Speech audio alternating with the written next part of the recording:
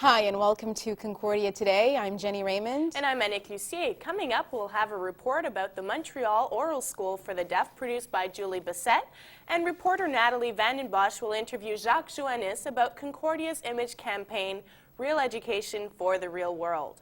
But first, the news brought to you by Concordia's Journalism Department. Politicians expect to be in the spotlight, but Concordia Student Union President finds himself under the microscope. A committee monitors every move Daniel Gagnon makes as president. The watchdog group was set up after questions arose about Gagnon's actions in certain financial matters. One motion to recall the president has been struck down, but council members are expected to make another appeal.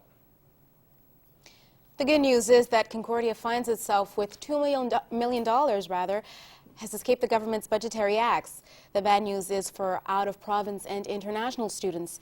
Increases in their tuition have them footing a bill for the university's windfall.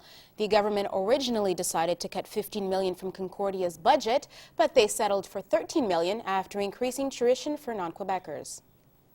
Disillusioned Anglophone crusader Howard Galganoff is disbanding the Quebec Political Action Committee. Andrea Howick caught up with him at Presque Pure Laine on Monkland Avenue to find out what Concordia students can learn from his experience.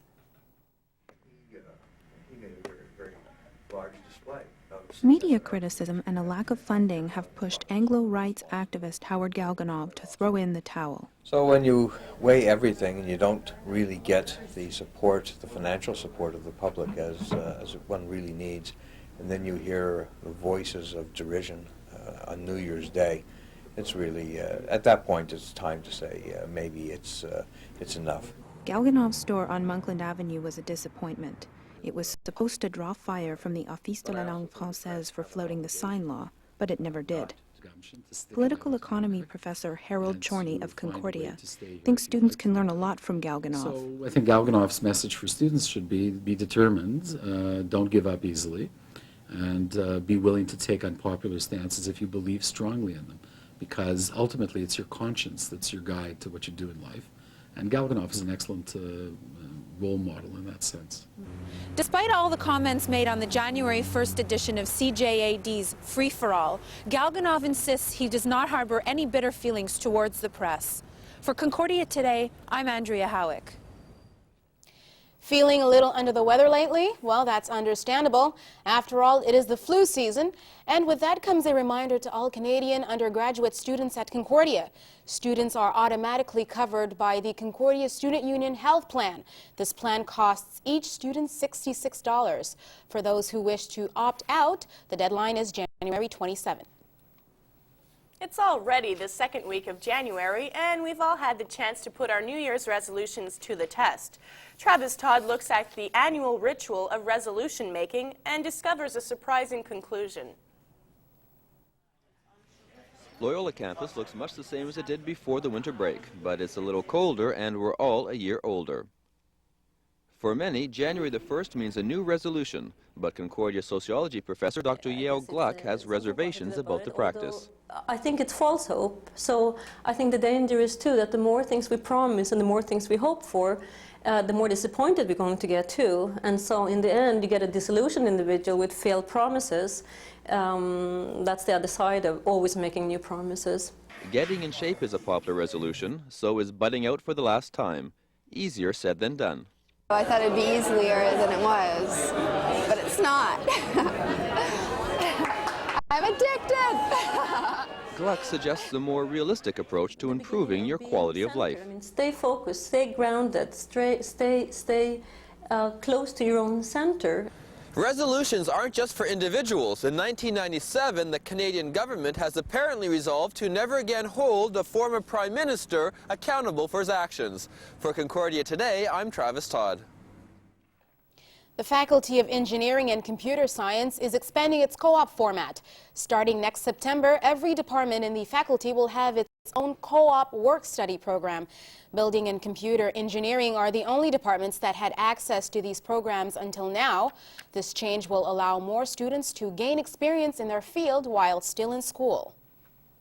Students from around the world will get down to business in Montreal this week. Their corporate smarts will be tested in the 16th annual Concordia University MBA International Case Competition. Teams of students will present and analyze cases that simulate real business situations. $4,000 will go to the first place team. With graduation coming up in spring, many Concordia students are already hunting for jobs. The search might involve a permanent trip out west where prospects are brighter. Anna Denishevsky has more.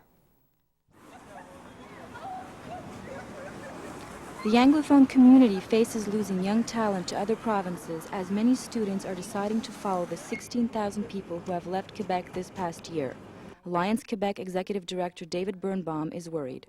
It's of tremendous concern that many English-speaking Quebecers are considering leaving and an increasing number are acting upon it. Language is not the only drawback for Anglophone students seeking work in Montreal.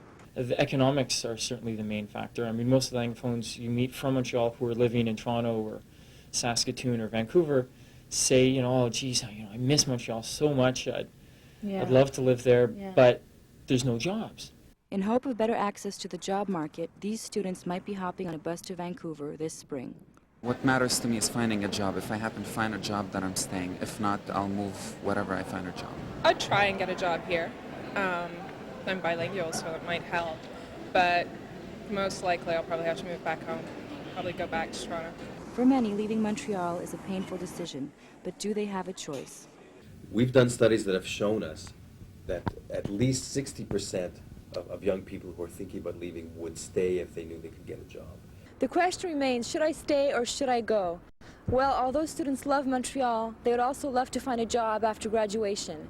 And the sad truth is, there are more chances of finding work out west. For Concordia Today, I'm Anna Danishevsky. Grades from classes taken at other universities will now be recorded on student transcripts as of this June. Under the new policy, the grades will be processed by the inter-university conversion table. They will then be calculated into the student's grade point average. The new policy will not affect those students who are not on a GPA scale. Concordia's automated response line was plagued with problems last week. This meant a lot of frustration for upcoming courses. Caroline de Rosière dials in. At Concordia University, over 15,000 students register through a computer service called CARL, but when technology breaks down, it becomes a nightmare. Someone came in to look at the system later that week, over the Christmas break, and discovered there was a problem. So that was rectified, and by the 30th, it was working again. Although CARL is working again, students had to go downtown and wait in line, sometimes for hours, to drop or change a course, or simply to get their grades. Also, students can call the CARL helpline, where receptionists are there to answer their questions. But do students really like CARL? Well, some students find him very efficient, and yes, they can register. Other students are very frustrated because they can't work him. So it sucks. In general, it's quite a good system. I mean, it's better than having to line up. It's been down, it hasn't been working. It's always busy. And I was just trying to get my grades and I couldn't get them. CARL is not as bad as one might think. He now actually recovered from his technical problems. And now all students can register on time. For Concordia News, I'm Caroline de Rosière. Concordia University has cut back on budgets, services, and now excuses. Students with a medical note for short-term illness will no longer be excused from final exams. As a result, student will have to apply for a deferred examination grade through the registrar's office. Students who suffer from long-term illness will not be affected by the new legislation, which takes effect in June. A teacher dealing with students' death from anorexia is the subject of Hunger Striking, the latest play from Kit Brennan. Besides writing the script, the Concordia theater professor will also star in the lead role. The play is billed as an adventure and upcoming-of-age story about women. Brennan's last play won a National Playwriting Award. Hunger Striking opens next week in the D.B. Clark Theater at Concordia. When it comes to team sports, hockey, baseball, football, we know them all. But when it comes to individual water sports, we don't know all that much. Tanya Kriviak explores the world of one such sport in the company of an Olympic hopeful. This is a homemade kayak training site. Not many of us are familiar with kayaking, but for 22-year-old Patrick Gagné, it is his passion. a passion requiring a lot of hard work.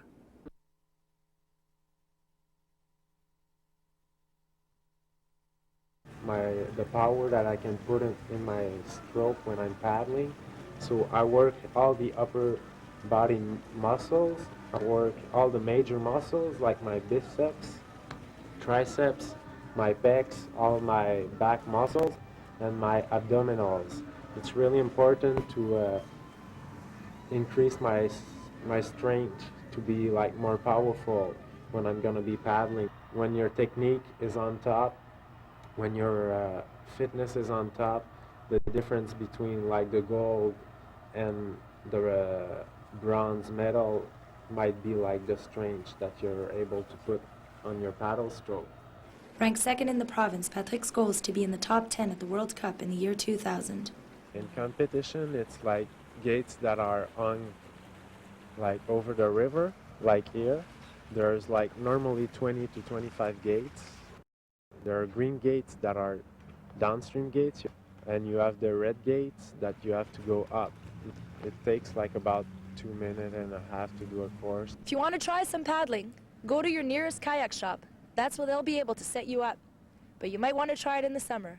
For the Concordia Journalism Department, I'm Tanya Kerviak.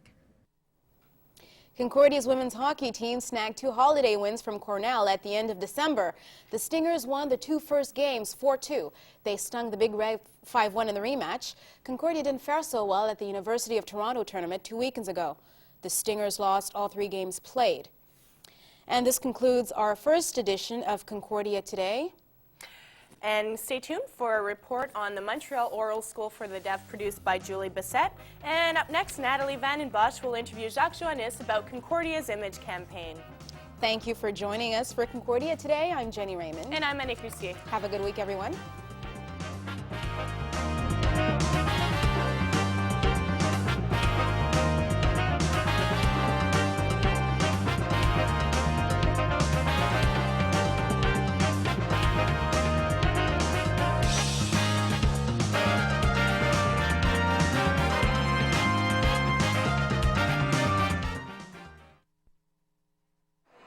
In April of 1996, the government cut 25% of its funding to the Montreal Oral School for the Deaf. The 25% would reduce funding by about $4,000 a child.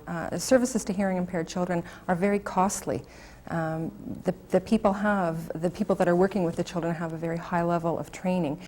The Ministry of Education funds the school boards, and the school boards, where the children are registered, contracts for services for the children. And so when they contract for oral school services, it's the itinerant teacher that works with the children in their regular classroom and works with the families and the regular teachers, and the audiology work that is done with the children, our technician who makes sure that their hearing aids are in perfect working order and their FM systems, as well as the psychologist and the social worker who all have special training in working with the hearing impaired. So it's a whole package of services, and the whole package is what ensures that the children have success. Giacomo, Ernie, and Christopher are in a grade 6 self-contained class. They're integrated for their math and gym classes. At the high school units, we have a teacher that's on location full-time. So the children, and many of the children that attend a high school unit, the hearing impaired children, are ones that came out of our self-contained classes at the elementary level. There are no closed classes at the high school level, so all our children have to be integrated by that point.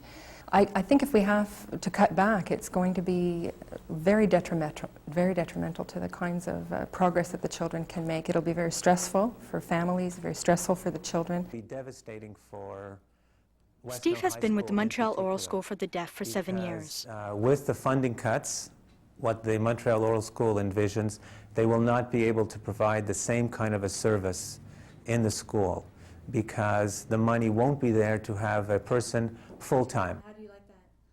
Rajesh is one of Steve's students. He started at the oral school at age 3 and is graduating from high school this year. I still love the oral school for what they did to me. Well, how did they help you? Well, they made my speech get better. And I had a lot of teachers, great teachers, helping me on different certain areas.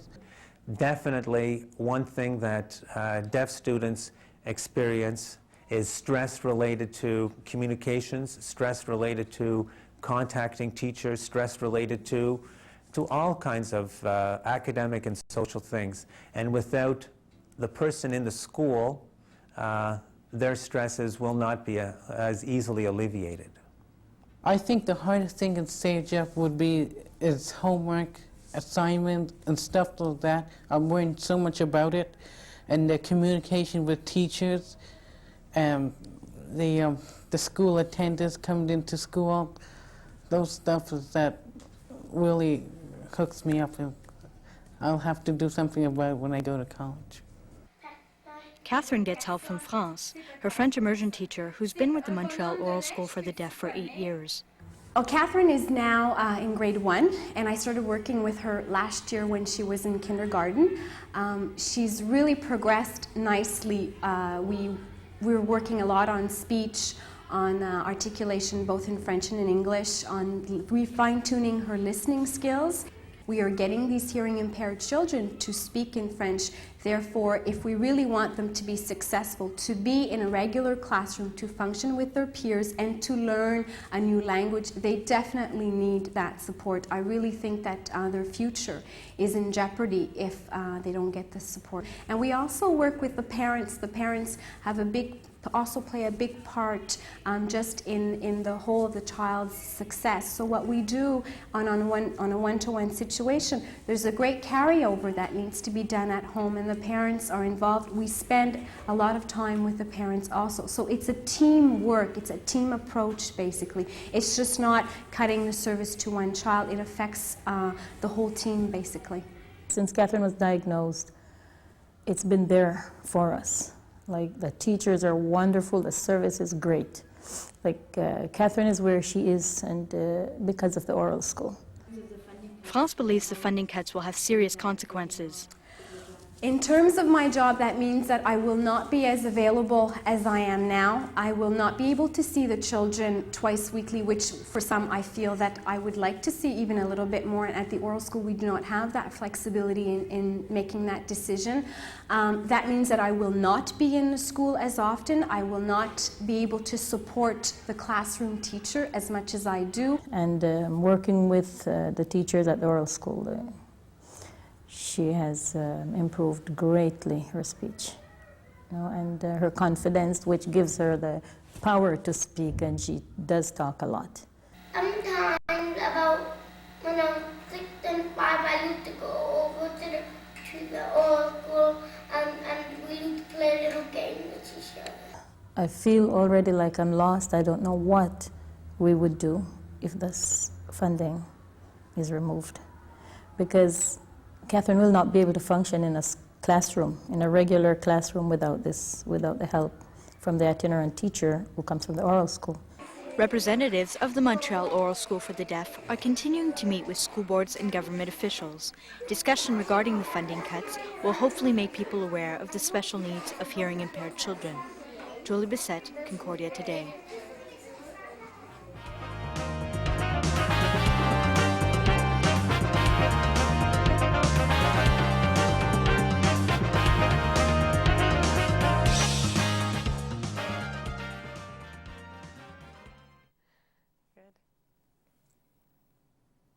Real education for the real world. That's been Concordia's slogan of their marketing campaign since 1991. It was at that time that today's guest, Jacques Joannis, decided to take on the challenge of changing Concordia's image. Welcome to the show. Thank you. What was Concordia's image in 1991, and why did you feel it needed to be changed? In about 1988, actually, the university commissioned some research which told us that Concordia had a good reputation in some areas, some programs, but that unfortunately this wasn't especially well known. And it was in keeping with the university's desire to improve its approach to recruitment that we were asked to change that image.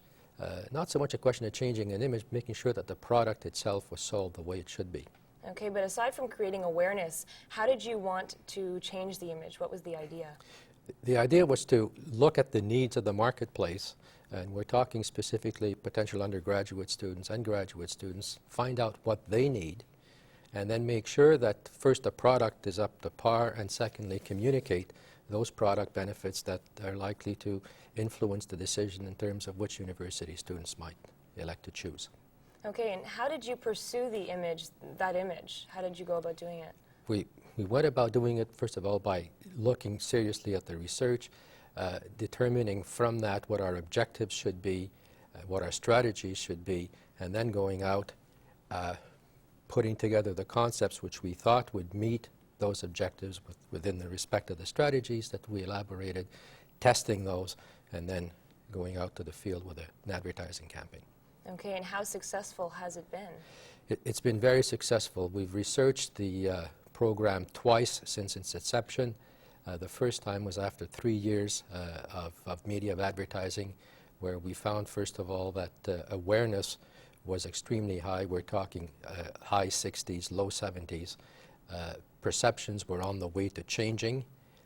That was further confirmed by Decima Research 2 years ago, which conducted another research program on behalf of the university and noted that perceptions were in fact changing in a much more, in a very positive way as a result of some of the work that we have been jointly doing. It's not just our doing, it's the university's doing as well. Okay, by implementing a marketing campaign, the university is sort of being run more like a business. Why is that important today? It's important today because education is like any other product, and you can't sell a product before you're able to tell the prospective buyer why he or she should buy that product. And it's in that context that we look at a campaign like this. And calling it an image campaign is a bit of a misnomer, to the extent that what it does is that it informs the buyer, the student, whether it be potential undergraduate or graduate student, of the benefits of that particular product. Okay, this campaign has been going on for about 6 years now, the Real Education for the Real World. How do you keep the campaign fresh? We keep the campaign fresh, first of all, by recruiting graduates, alumni who are prepared to support the campaign every year. What we've tried to do is we've tried to personalize the product. The bottom line in a situation like this really is that the university doesn't dispense education so much as it graduates successful students who will go out in the world and make a good living for themselves, and that by their standards, not necessarily according to somebody else's standards. So we refresh it. We refresh the campaign by recruiting more support from new alumni. We also change it graphically every second year or so, just to make sure it still attracts the attention that we think it deserves. Mm-hmm. The campaign is being seen in Toronto and Montreal, and it was being aired a bit in Ottawa. Have you considered a more national or international scope? We have the graduates portion of the campaign is actually seen in some 23 universities across Canada.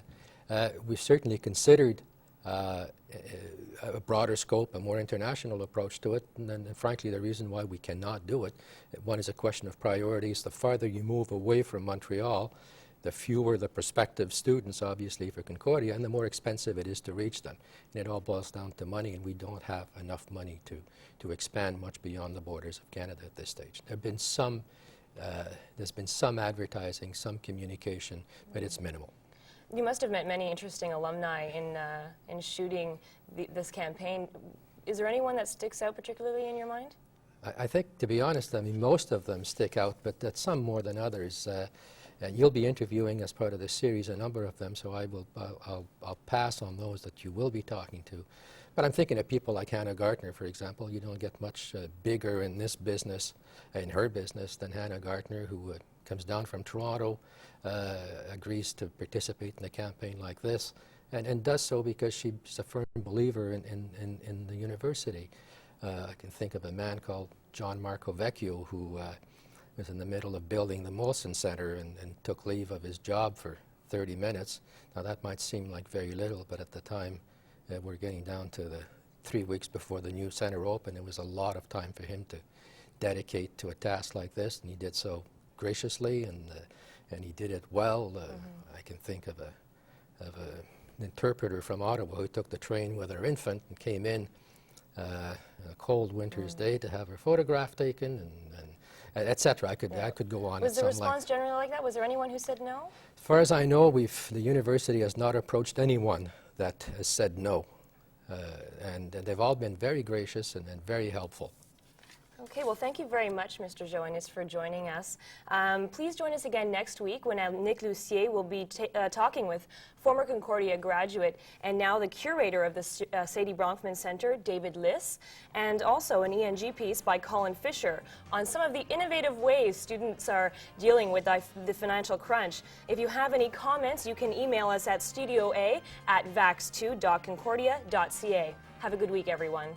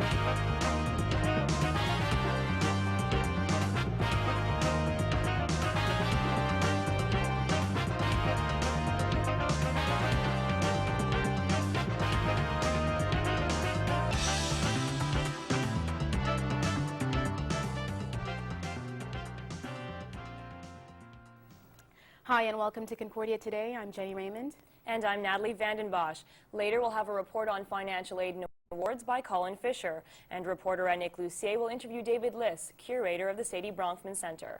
But first, the news brought to you by Concordia's journalism department.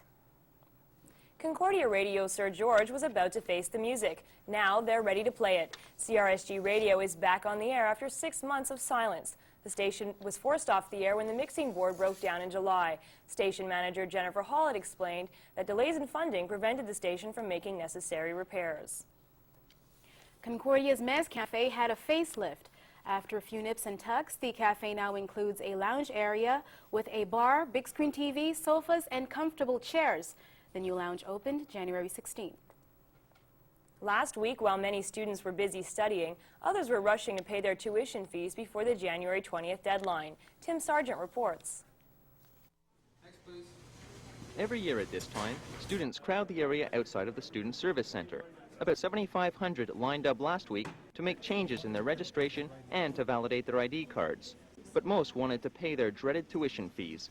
Yet tuitions can also be paid at any chartered bank. So why tolerate those long lines? I didn't know there was any other way to pay it. Because I want to make sure it gets done. It's like a lot of forms and stuff that to bring to the bank. This way it's just at school, you can just go pay it. Joanne Baudouin wants to help students learn about other ways to pay their bills.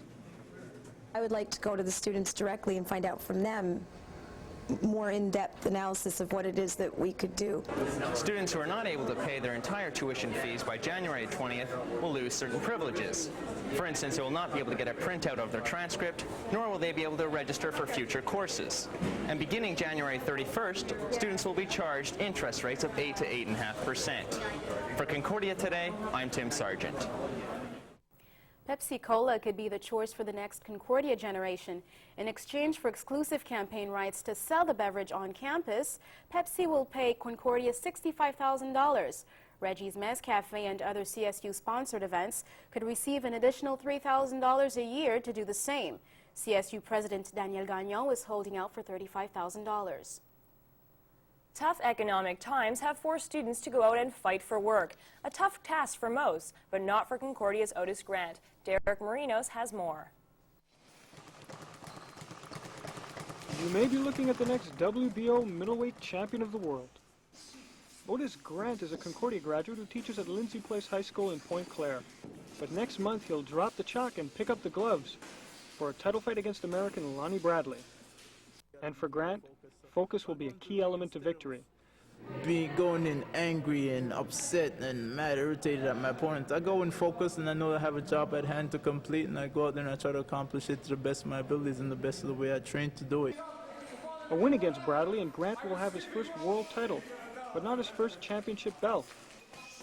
Grant currently holds the NABF middleweight crown, but all belts aside, Grant is a level-headed person who understands the importance of a university education. Because I mean, after boxing, there's going to be a lot of life to live. Eh? So I can't be doing this when I'm 40, 50 years old. Manager Russ Amber loves to talk about Otis Grant the boxer, but what he really likes to emphasize the most is Otis Grant the person. Making his life here and go on to a university education and a full-time job as a teacher, I think that speaks wonders. They say nice guys finish last. But you can't say that about Otis Grant. Teacher by day and boxer by night, that's got to be the best 1-2 combination in the business. For Concordia Today, I'm Derek Marinos. Bookworms beware. New restrictions have been proposed on used textbooks. Currently, Concordia is able to order used books directly from the wholesalers of foreign countries. A new bill, Bill C-32, does not allow the importation of any used textbooks. Students will be forced to buy more new books. The bill is now ready for a third and final reading. A mechanical engineering graduate student is charging the Engineering and Computer Science Graduate Students Association with election irregularities. Majid Ahmadi says the ECSGA executives were elected illegally. One-time ECSGA presidential candidate Ahmadi says since the chief and assistant registering officers were appointed without a quorum, the executives were elected illegally. We all get the winter blues. For some, the blues crystallize into seasonal affective disorder, also known as SAD. But there are ways to let the sunshine in even on the darkest days of the year. With more, here's Lisa D'Inocenzo. If winter leaves you feeling bogged down, don't think you're alone. Concordia students at the Hall building complained the frosty season was putting a freeze on their lives. You know, when the days are colder, I feel less of an urge to get up and do things. I'm more of a spring, fall person. Pick a spot where you'd rather be right now. Where would it be? Home in bed. Experts say most people suffer from SAD, a condition that triggers depression in dismal weather. Symptoms include fatigue, irritability, and weight gain. But lighting clinics and tanning salons can provide solace from winter's icy grip. Workers here say doctors prescribe artificial sun to patients with SAD and other health problems. For doctor's notes, stuff like depression, acne, psoriasis, eczema. For those who can't afford Cancun, tanning beds can provide a brief but relaxing break from the winter blahs. Now, time to catch some rays. For Concordia Today, I'm Lisa D'Innocenzo. The Faculty of Engineering and Computer Science announced the appointment of Nabil Esmail as its new dean. Dean-elect Esmail comes to Concordia after a 12-year tenure as chair of the Department of Chemical Engineering at the University of Saskatchewan. Esmail holds both a bachelor's and a master's of science from Moscow State University. The prospects of finding a job after graduation is a daunting task for most, but graduates in fine arts are faced with the fact that only a tiny percentage will go on to lead successful careers in their field. Murphy Cobbing caught up with two students who seem destined to raise the odds. A crowd of art lovers gathered last week at the Department of Fine Art. They came to celebrate the work of two of Concordia's most talented artists. Sally Lee Sheiks and Chantal Malte were selected to hold a week-long exhibition of their art at the VAV Gallery. Their styles may be very different, but their art is connected by a shared passion for nature. Sheiks uses nature as her artist's palette. For Malte, it is an inspiration. My influence is more about nature, more about nature. I'm looking in the microcosm, so I'm very interested in biology, and I look infinitely small in nature, and I blow up the image. Sheiks allows her imagination to branch out by twisting and knotting twigs. It's very simple, it's very big, and it's just beautiful. One gallery director described this as one of the most successful exhibitions this year. Malte has already sold 5 of her pieces for a total of over $4,000. Not every day. The party is in full swing here at the vernissage for two of Concordia University's most promising young artists. And if the interest generated here tonight is anything to go by, then they both have a very glittering career ahead of them. This is Murphy Cobbing for Concordia Today. Cheers. Students will now be able to enter cyberspace with confidence, thanks to plans for a new School of Information, Communication and Technology. The school will allow students to become more familiar with state-of-the-art equipment. Research facilities will include the latest in photo imaging and digital technologies. Organizers hope the school will improve productivity and better prepare students for the workplace. A new university office has been created to lobby the Quebec government on matters concerning post-secondary education. The Office of Government and External Relations is also responsible for links with other Quebec universities. Vice Rector Marcel Dennis says it is important for the university to lobby the government while there are so many cutbacks. At the beginning of the season, Concordia's men's hockey team was struggling to stay alive. The Stingers lost their first 4 games of the year. The team has since pulled together and are now in the race for the playoffs. Phoebe Day has more. When the Stingers first stepped onto the ice in October, they were fighting hard for a victory. But Concordia is now 3 points out of second place and has a newfound confidence in their team. I think we showed a lot of character. We started off 0-4, and we kind of regrouped. We had a team meeting. We assessed ourselves, and then we went back to the chalkboard and got rolling, and that's we went our last 9 games. We were 7-2. You know, we really turned things around. I don't think playoffs the problem. We got the team. We got as long as the hard work's there, we have the talent and the character. Besides that, I don't think it should be a problem. Since Concordia will face off against top-ranked teams in the country, improvement is key. When it's like a child, a team. You're going to start crawling, walking, and running. Right now, we're at the walking stage. The Stingers began the second half of their season with a tough loss to #1 ranked UQTR, but with 7 regular season games left, chances of making playoffs are looking pretty good. From Concordia News, I'm Phoebe Day. This concludes another edition of Concordia Today. Stay tuned for a report on financial aid and awards by Colin Fisher, and reporter Annick Lucier will interview David Liss, curator of the Sadie Bronfman Center. Thank you for joining us at Concordia Today. I'm Natalie Vandenbosch. And I'm Jenny Raymond. Have a good week, everyone.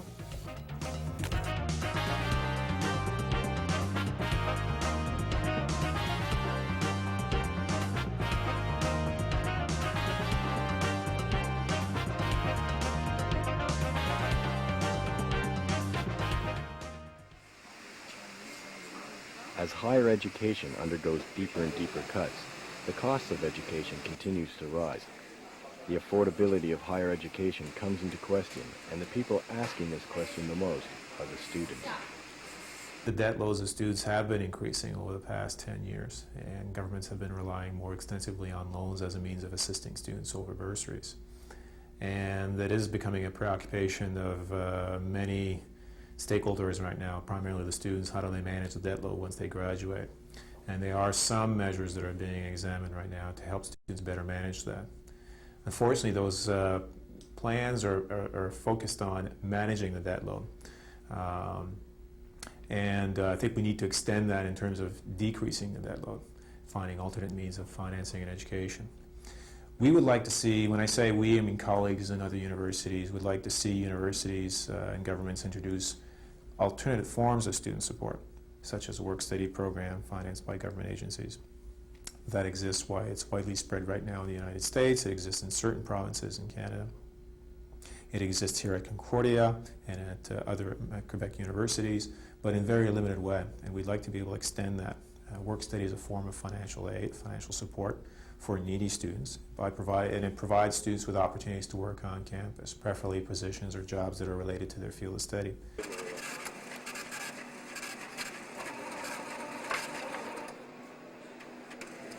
The needs assessment formula used by the governments are modest. In fact, the living allowance assessed by the government for a student not residing with their parents is $152 a week. Now that excludes scholastic expenses. It excludes other kinds of direct costs of education. I'm talking strictly about food and shelter. So that in itself is pretty telling about how modestly the government's assessed the living allowance. To highlight students' financial plight, Matthew Hayes, a reporter with The Mirror, has done a story on students who have turned to the sex trade to find their financing for university. Though this is an extreme example, it serves to highlight the situation some students find themselves in. Well, about 6 or 7 months ago now, it must be, I was introduced to a couple of students who were working in the sex trade and seemed very comfortable with it and were very proud of it, and explained to me that their economic opportunities as students, being grant money, and both of them were graduate students, that being grant money and student loan money and money within the department was drying up in such a way that they really felt that their economic opportunities were nil. And they also said living in a city like Montreal, where the unemployment rate is very, very high, the job opportunities were really crummy. So they said that they had found themselves working in the sex trade and found that it was a great way to earn extra cash, that they could set their own hours, and that in fact it meshed very, very well with their school. Certainly what we've been observing the last few years is that opportunities have decreased for students, both in the summer and during the school year, for employment. And that has had an impact on students' resources to pay for education. And for a number of students, that has also meant that they have not been able to pay for their education and come to university. A lot of people complained about other job opportunities. I mean, several people I talked to used the line, "It's better than working at McDonald's." So I was sort of surprised at that. But what they're talking about really is it beats menial living wage jobs, which is what most people are afforded now if they go into the workplace and they're unskilled or don't have a degree. And even if they do have a degree, often that's the kind of thing, $6, $7, $8 an hour. You can't really live on that. The students that we do encounter that must leave, it's often because they have not had an opportunity to really plan realistically for the 3 or 4 years of study they were undertaking. For the most part, students who take the time to research a bit what's involved in going to university in terms of paying for the studies. For the most part, they are able to find a way to finance their education. And that's the role of our office, and we do that with a great number of students. In fact, at Concordia, half of our student population, half of our full-time student population relies on one form or another of student aid. Make education free.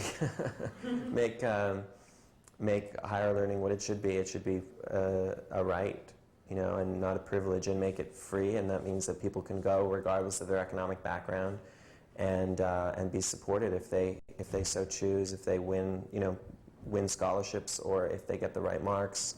Don't turn student loans into a loan like any other loan. We would want to be able to talk, and let's say, to students who feel that they have limitations, financial limitations, that would prevent them from attending university. We'd like those students to come and talk to us in the Financial Aid and Awards Office, and we can try to see how we can help students deal with those difficulties. And perhaps together we can find a solution. But the situation for some students is quite dire, and different students choose to deal with their financial reality differently. The hope is that financing for students will improve so that university will continue to be accessible to all. If government turns its back on education, society, not just students, will suffer. Colin Fisher, Concordia Today.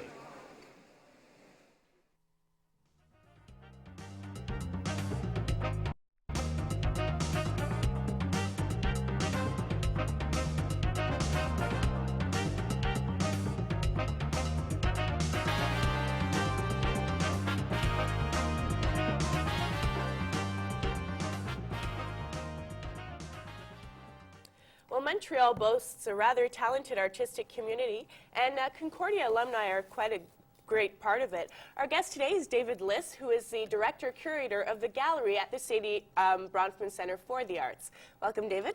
Thank you very much. So tell us a bit what it is that you do at the gallery, and perhaps a bit what the Sadie Bronfman Center for the Arts is. Well, the Sadie Bronfman Center for the Arts is a cultural community center. There's the art gallery.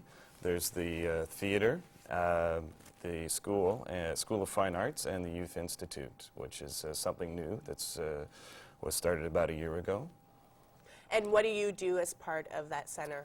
Well, being the director and the curator, I guess I kind of do two jobs. Okay. Two jobs for the price of one. Being the director is perhaps a little more administratively oriented, and being the curator is a little bit more research oriented, I would say.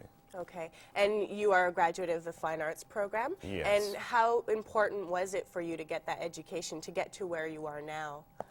I graduated with a BFA in 1987. Okay. So I'm a bit of a dinosaur. I think the degree was important. I think more importantly than the actual degree itself may have been the experience, the time spent exchanging in dialogue and ideas with other art students, professors, people that were carrying on dialogue and thinking similar things that I was.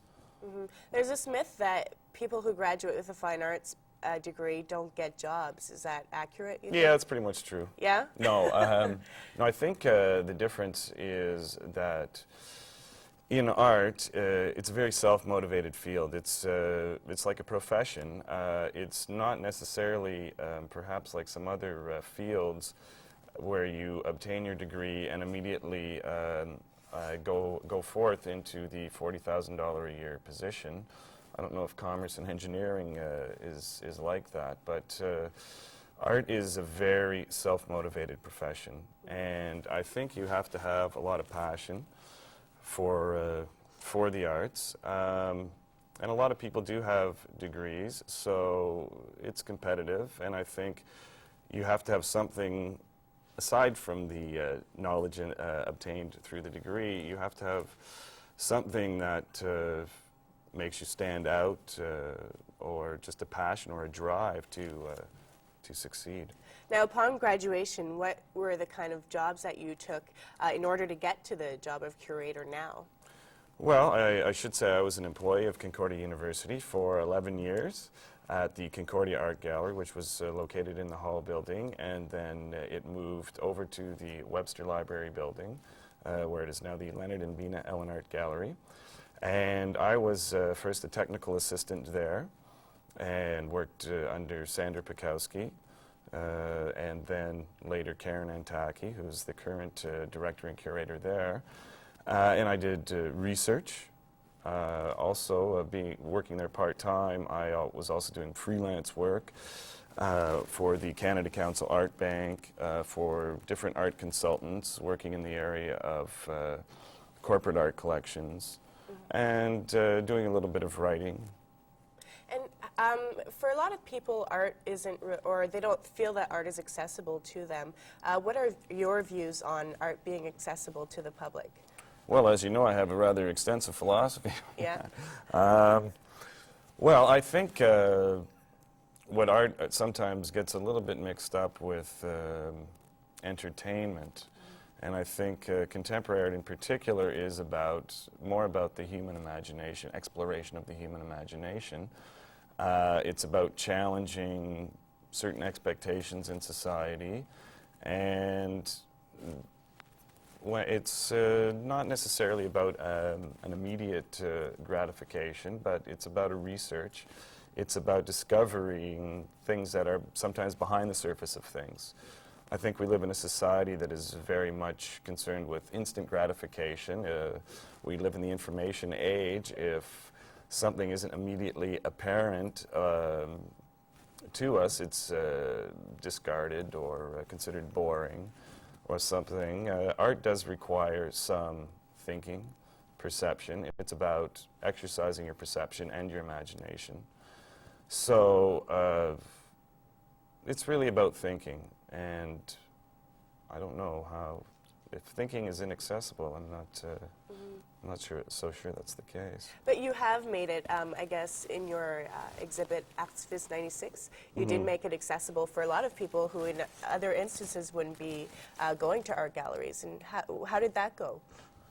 Well, I think in that particular case, the content of the art was no different than you would see in any other gallery or museum. I think the contemporary research was the same. I think what we did there was place the art in an accessible environment.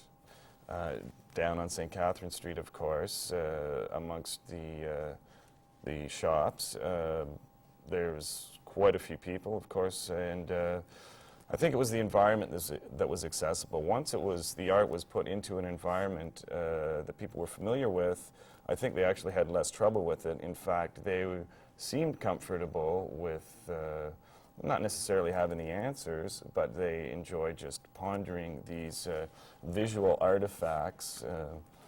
And I think the experience was, for most people, seemed to be a very positive experience. And what kind of artists did you showcase in that exhibit? In this case, we had about 40 artists. There was 4 locations, 3 downtown, and the Sadie Bronfman Center gallery itself.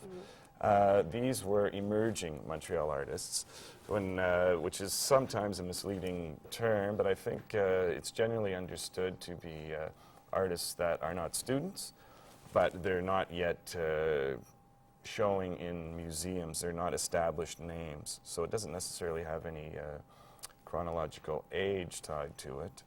I think the age of the artists ranged from, I think, early 20s to about 50 years old. And for those of us who would like to come see the exhibits at the Sadie Bronfman Center Gallery, where are you located, and is it free of charge? It's free of charge, of course. Like many galleries, most galleries in most cities, to go and view contemporary art, it's free, a free experience. Yeah. The Sadie Bronfman Center is very conveniently located just off the Metro Côte St. Catherine. Okay. Or if you're a plateau dweller, you can just take that 129 bus right over the hill. Perfect. And it's not necessarily so far. Okay, great. Thanks a lot, David Liss, for joining us today. You're quite welcome, Annie. And next week, I believe that Jenny Raymond will interview Pierre Gendron, who is part of Bloom Films, and Harriet Dios will have an ENG about sexual harassment. If you do want to reach us, you can reach us at Studio A at vax2.concordia.ca or call us at 848-3440. Thank you. That's our time. Bye-bye.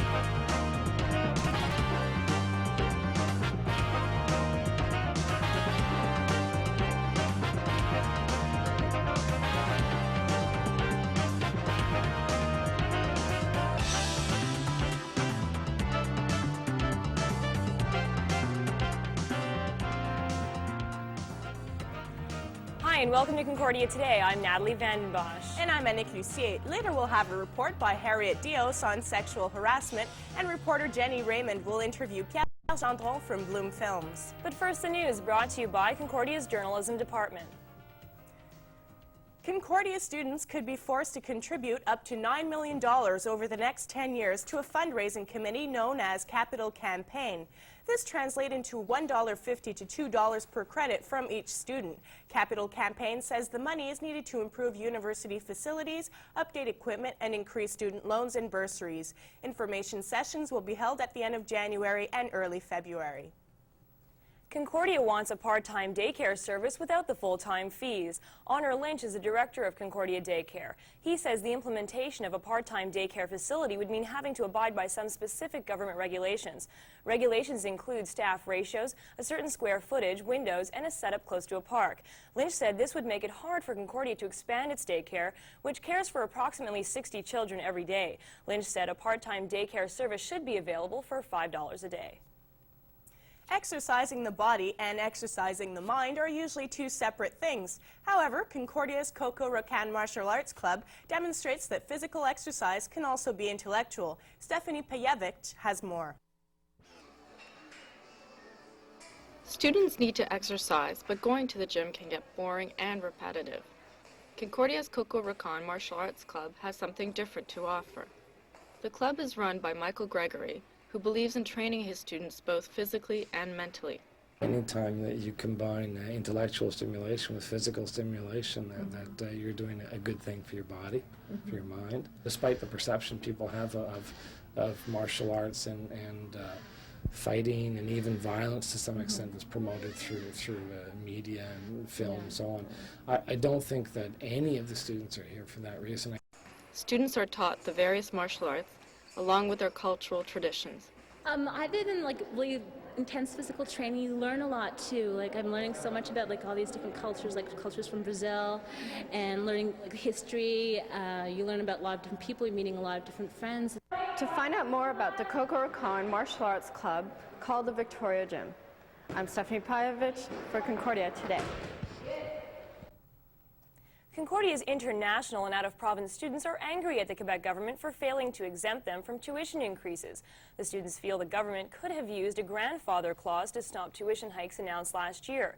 The tuition rise will be between $1,000 and $1,700 for every student who is not a resident of Quebec. It will be in effect this fall. Healthy eating involves more than finishing your Brussels sprouts, but eating green is a start. With more on how Concordia students are getting greener, here's Ursula Leonovich. With more and more students becoming health conscious, Concordia is being forced to become greener. That's where Le Frigo Vert comes in. The co-op offers information about food, as well as things found in most health food stores, like beans, grains, prepared sandwiches, and baked goods. Best of all, it's student-run. So people really feel that this is the kind of place where they can have a say in how it's run. We also sell unbleached tampons. We try to do education on the politics of chlorine bleaching, both what that means in terms of chlorine bleach that goes into rivers, but also bleach into women's bodies. Mark Polger is a regular at Le Frigo Vert. Because of the scandal with the Jamaican patties, which I've never eaten, my God, I don't trust them because a lot of people who are vegetarian are paranoid, and it's their own right. So the next time you're at Concordia and you get the munchies, don't forget, you have more to choose from than just the cafeteria. For the past year, Le Frigo Vert has offered a healthier choice. For Concordia Today, I'm Ursula Leonovich. Concordia's business students work hard at their play. As host of last weekend's undergraduate business games, Team Concordia finished 4th overall after Queens, McGill, and Western. While Concordia plowed over the competition at softball snow pitch, severely cold temperatures left 2 players with frostbite. The university business games weren't defined as fun by all students. A wet t-shirt, wet boxer contest in the 6th annual games put CASA in a controversial debate over the appropriateness of such an event. Concordia Women's Center coordinator Natalie Leveillé denounced the contest as degrading to women. Alia Del Bianco, president of the organizing committee, said those who were offended could just leave. Del Bianco added that the contest had no bearing on the game's final results. A new project at Concordia hopes that your cafeteria leftovers won't go to waste. No, you won't be asked to take them home in a doggy bag because there are others who are willing to eat them. They may not be the most attractive lunch date, but they are guaranteed to clear their plate and yours. I had the chance to file this report. Meet Icena fotida, or more commonly known as the red wiggler. Thousands of these worms can be found here in the sub-basement of Concordia's library building inside a wooden crate. Their job is to eat most of what you don't and turn it into soil fertilizer. It's called vermicomposting. Presently, the project only collects organic kitchen waste, but is expected to include students' leftovers by next semester. How do the students feel about the worms? I don't know, just worms inside. It's pretty weird. I don't know. Jonathan Gray from the Quebec Public Interest Research Group helped coordinate the project. He wants to demystify the perception that worms are I don't gross. think people should find it disgusting. I mean, it's not a disgusting thing. We're actually reducing garbage, which is disgusting, and making something beautiful out of it. These worms are also great for composting at home. If you're interested, QPERG is still looking for students who can babysit them over reading week so you can get a feel for what it's all about. For Concordia Today, I'm Natalie Vandenbosch. Concordia is praising its religious diversity. Chaplain Peter Cote hopes the campus ministry's multi-faith celebration will foster goodwill among believers.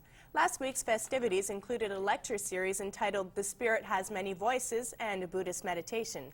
The event will continue until February 27th with a film series at the J.A. de Sèvres Cinema. Students at Concordia can enjoy a hot vegetarian meal for a mere loonie. Sounds like a fairy tale? Well, Old Mother Hubbard has teamed up with the campus ministry and peer helpers to open her cupboard. Lisa Tedford has been called for dinner. The only chef in your house is Chef Boyardee. It might be time to try some home cooking. So I just went out on Highway 1 and got some roadkill? Well, maybe not that down home. All the meals prepared are actually vegetarian. These Monday night dinners really help students on a tight budget. I think actually a lot of students depend on it to have a decent meal at least once a week. That meal is served at the downtown campus and usually draws a crowd. Seeing people happy to be together in a place, for even if it's only one night a week, is nice. And how does the food rate? It was really good. It was really, really good. It's a solution to 49-cent pizza. When Old Mother Hubbard went to the cupboard to get her poor dog a bone, she received a nasty surprise. But Concordia students will never find these cupboards bare. When all else fails and the stew runs out, they start serving peanut butter and jelly sandwiches. For Concordia Today, I'm Lisa Tedford. Bon appétit. Apathy is plaguing the Concordia Fine Arts Student Association. Former FASA president Jeff Nearing resigned January 10th. He said he was overwhelmed by his administrative tasks and was letting the group down. FASA has been running without a full executive since September. Problems in organization, finance, and general student apathy are behind the group's breakdown. There will be no fun at the Olympic slopes for a Concordia ski team member. Lee Jason Quilliams is not representing the team at the World University Winter Olympics, which kicked off last Friday. He did not manage to get the $2,500 needed to compete in Seoul, South Korea. François Rivard, head coach of the ski team, said Quilliams will be missed as the best skier on the circuit. Quilliams admitted he may have started to seek funding too late. Are you tired all the time? Do you feel as though you have no energy and are dragging your feet? Well, you can change that, and Tanya Kriviak tells you how. It's simple. All you have to do to feel less tired and more energized is exercise. Especially for students, the benefits of exercise would be relaxation, stress management, just a change of pace. Whether it be a muscle workout, a cardio workout, or simple stretching, exercise makes you feel better. Students agree physical fitness is important. However, and there was no time. And I couldn't fit it in my schedule, and I just got lazy, I guess. how can students fit exercise into their schedules? So 30 minutes 3 times per week. And it could be anything as small as a brisk walk. The next time you take the bus into school, get off here, one stop before Concordia, and walk the rest of the way. For Concordia Today, I'm Tanya Kuriak.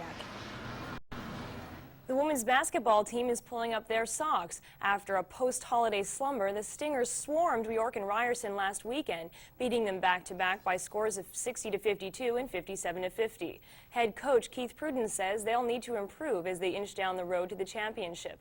They will battle Canada's toughest squads along the way. That's the news for this week. I'm Annick Lucier. And I'm Natalie Vandenbosch. Coming up next on Concordia Today is a report on sexual harassment by Harriet Dios.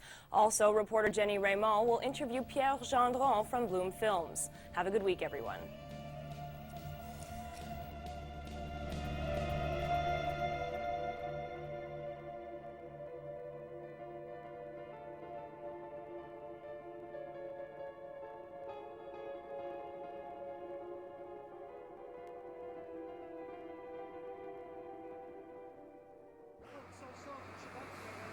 Like many other Concordia students, I was not aware that sexual harassment on campus was an issue until I saw a sign in the women's washroom which featured numbers students or staff members can call if they were victims of sexual harassment.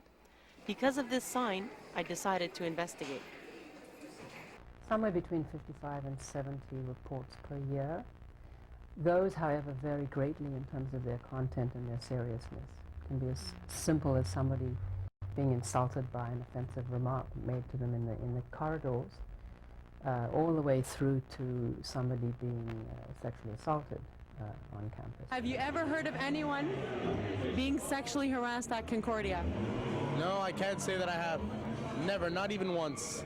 Well, I remember a certain case in the washroom, actually. It happened with my girlfriend. She had gone in the bathroom, and they had papers on the toilet saying that be careful, there's a lot of sexual harassment happening. Like, I know that it happens sometimes. I personally don't know of anyone that's told me of anything. I'm sure there are people. But as far as I know, like within my experience in this school, there hasn't been. I mean, it's been pretty good with that. Most of the students I interviewed did not know that sexual harassment was happening on campus. It may be that students or faculty members are not clear on what sexual harassment actually is. Well, I don't know anyone who has felt they've been sexually harassed enough to report it, but I do know of students who felt uncomfortable in certain situations and they've had to ask themselves if it was sexual harassment or bordering on that. I think that's where students run into problems. Essentially, it talks about behavior of a sexual nature, and that can be both verbal or physical. It talks about behavior which is unwanted, unsolicited, and which has as a consequence some sort of injurious effect on the person. Makes it difficult for them to continue with their studies, affects their performance at work, or results in some kind of harm being done to them, like, for example, being fired from your job or something like that. If a case of sexual harassment has been identified, some would not feel comfortable reporting it. Well, I know I'd be afraid to talk about it, but I tell my closest friends, and then I'd go see a counselor or somebody for advice. You have to understand when you're talking about sexual harassment also, only a small proportion of the cases get reported to security. It's possible that these cases are reported elsewhere, maybe at the health services level or a sexual harassment officer of some sort. I think that there are situations which go unreported simply because people don't feel that they need help. You know, for example, if you're walking around the university and somebody makes an offensive remark to you, you're not going to come running to me, probably. You're going to tell that person where they can get off, or you're going to ignore it. Who are the offenders in our community? They vary from anything from a boyfriend following an ex-girlfriend to an unknown stranger following or trying to contact a female student in some way. The offenders can be anybody. It can be another student, it can be somebody who's not a member of the university, it can be a staff person, it can be a faculty member, and I've had situations involving all of those possibilities. The victims are mostly women, but men are also harassed. I think that statistically speaking, there is still probably more sexual harassment done by men to women.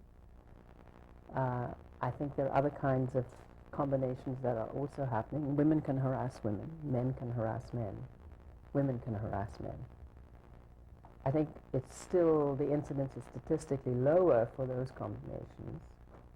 I think it may also be true that it would be perhaps more difficult for a man to admit to being harassed than it is for a woman. It's a more unusual situation. Men are more familiar with feeling that they are kind of in charge of sexual matters. So a girlfriend or whatever, guy friend came up to you and said, I've been sexually harassed. What kind of advice would you give them?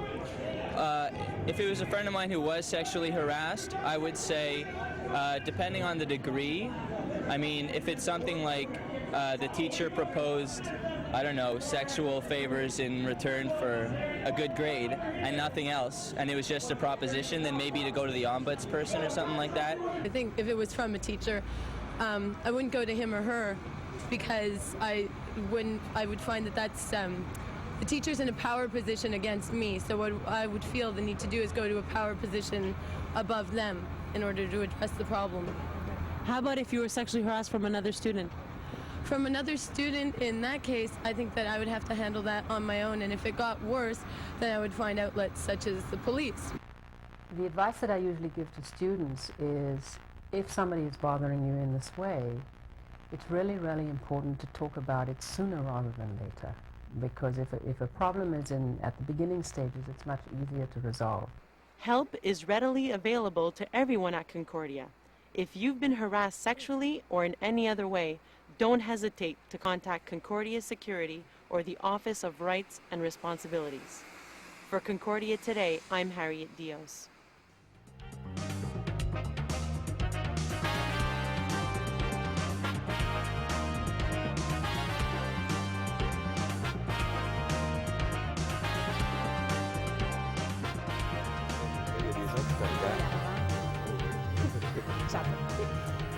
Montreal is fast becoming a movie mecca. Last year, over $400 million was spent in the city on film and TV production. One of Montreal's most successful producers is Concordian alumni Pierre Gendron. Gendron has worked on such illustrious works as The Decline of the American Empire and Jesus of Montreal, and we're pleased to welcome Pierre Gendron on our show today. Thank you for joining us. Bonjour.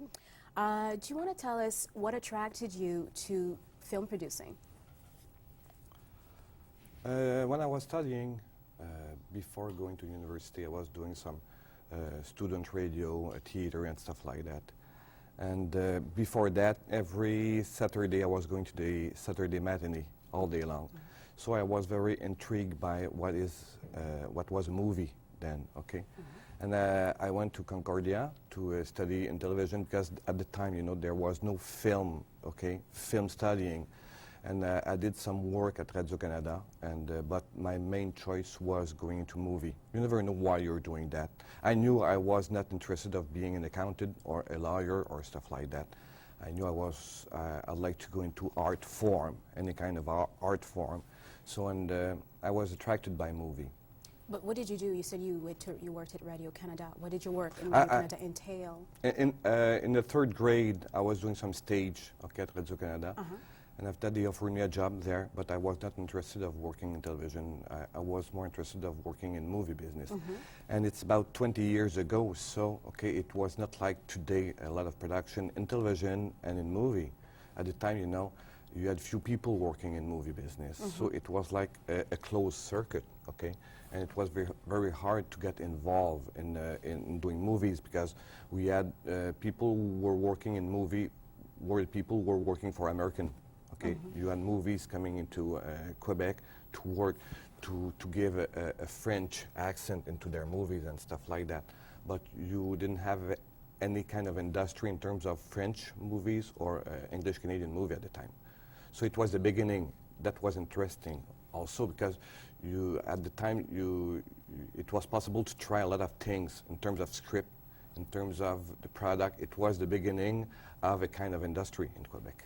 Mm-hmm. And when did you first start actually producing movies? It's fun. I started producing movies because I had an accident.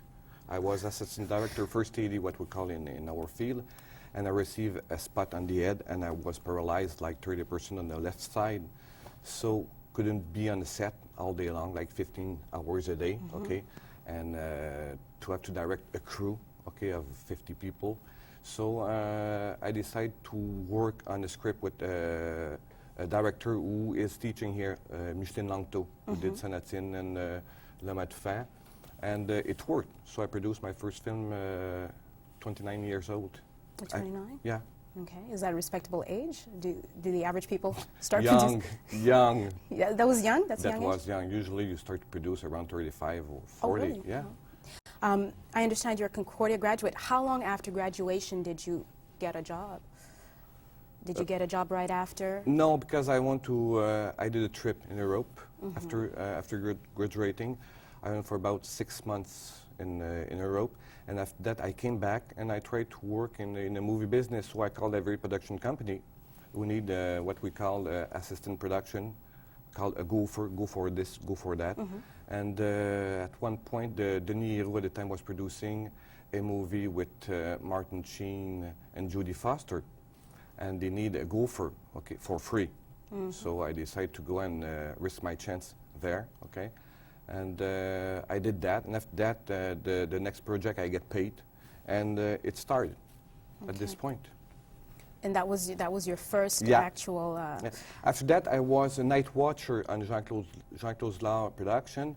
It was at Plaza Alexineo, and I was a night watcher because they designed a television set just in the middle of Plaza Alexineo, and they were shooting daytime, but they need to have a kind of security. I was a security, and that's it. And on the daytime, I was working with the crew, and at nighttime, I was living in that area.